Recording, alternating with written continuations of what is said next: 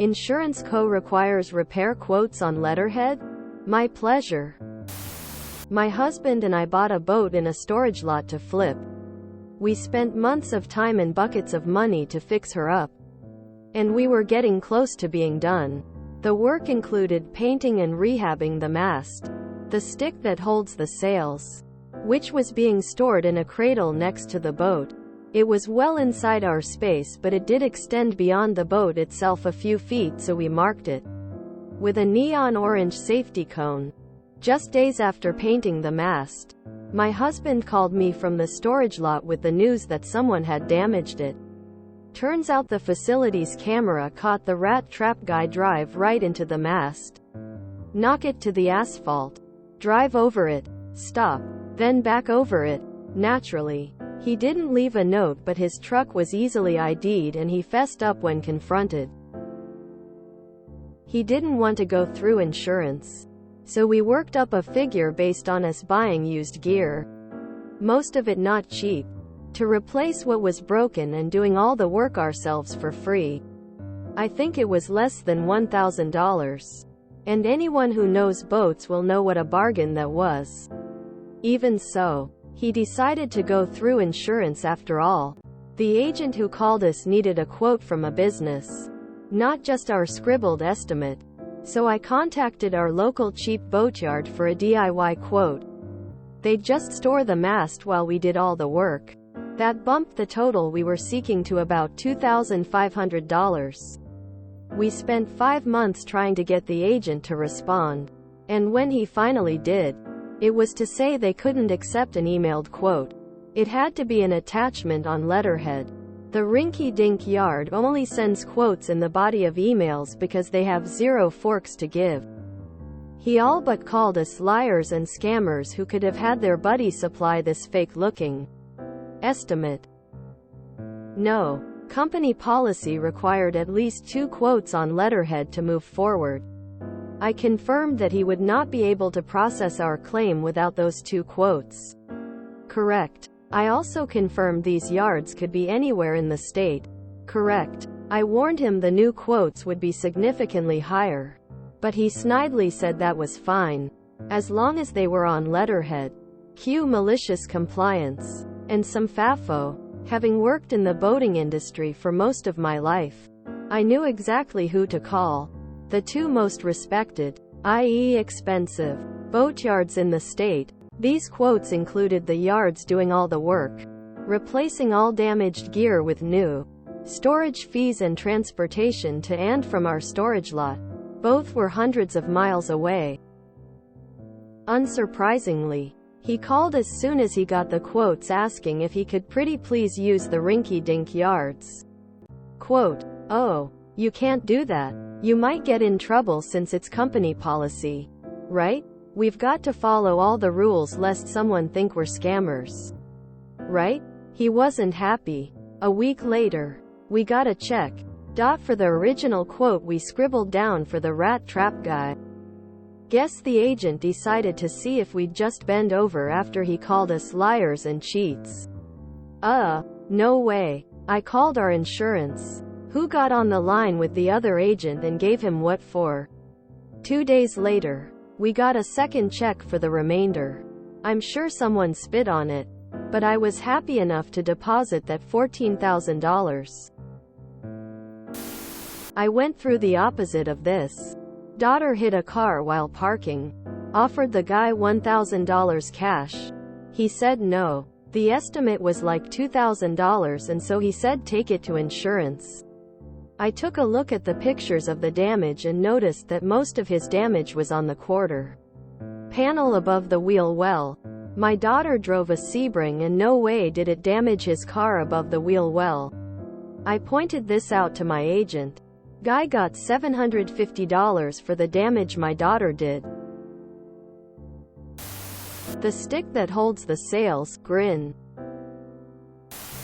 And that insurance company couldn't even call it fraudulent since you were playing by their rules. This is exactly why I read this sub. Perfection. This reminds me of the one where the guy had the wasp spec out the dog pond. before they found out that they were contractually obligated to pay for all the work. Goddamn tears of joy, you really raked them across the coals and they deserved it.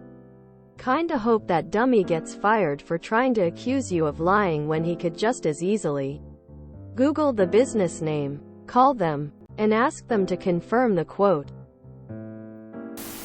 Is it too late to call his insurance agent? And in your most sarcastic voice, super thank them for all the hard work they did and what wonderful people they are. Basically rub a little salt in the wound. Then spend about 1/14 of it to finish fixing up that boat. No? Or did you not bother to sell it at that point since the insurance company basically paid for it? For you? I was backing out of a parking spot. I'm very careful to watch the cars on either side and check often for another car behind me. Suddenly there is a car there and my bumper was rubbing across the entire rear passenger door. She was out of the car like a shot. Had her driver's license and insurance card out already. Demanding my information. Everything was in my insurance company app already. But the app popped up a notice before sharing any information. Take lots of pictures. Okay, takes me straight to the app's guided photo section. I must have taken 20+ shots of both cars. All angles. High and low. Get pictures of their ID and insurance card. Not a brand I'd ever heard of. The person I hit was getting very nervous with all the pictures I took. Refused to text me or record her version of what happened. Me. I did a video, stating the first and second paragraphs, and showing I was only foot out of the parking spot. Then I sent her my information. My agent called me 30 minutes later. She's a known scammer. Since I was backing out, I was automatically at fault. But not to worry, they will cover everything. Took my car to the first place they listed for an estimate. The guy looked at my loose bumper, lifts it an inch and pops it back in. No charge. Agent calls the next week about the estimate. First garage fixed it, number charge. Any word on the person I hit? Oh, we called her insurance agent. Sent him all the pictures and her history with us. We won't be hearing from her again. BOAT.HMM. Spelled BOAT. An acronym for bring out another 1,000. Guessing neither the rat guy nor his insurance guy is familiar with that. My dogs took off and after searching for 45 minutes I called animal control and yep, go to this address. Animal control and police are there. Yikes. Turns out they jumped into a chicken coop and killed 21 chickens. The chicken wire fence was bent. I offered to fix fence and buy 25 chicks and feed for 6 months till laying size. She was an elderly lady, so I also sent flowers as an apology. Got a $300 fine for off-leash. About 5 days later she called and said she talked to her kids and wanted $3,500. I promptly gave her my lawyer's number and said not to call me again as I won't be extorted. Baby chicks are about $2 each. Feed would be approximately $200 and Staples would fix the fence. I happened to run into the cop a few weeks later. He gave me his card and said he'd testify to the lack of damage, etc. Never heard another peep. Oh hell yeah, this was an absolutely delightful MC Red. Well done and enjoy that extra $13,000. I love insurance companies getting the what for laughing face. Lol. That's such a great story and fantastic MC. A double MC to boot! Exclamation mark. This fits pretty well into our asshole tax to laughing face. That is indeed some fafo. Wow. Great work. Wow. 14 times the original estimate.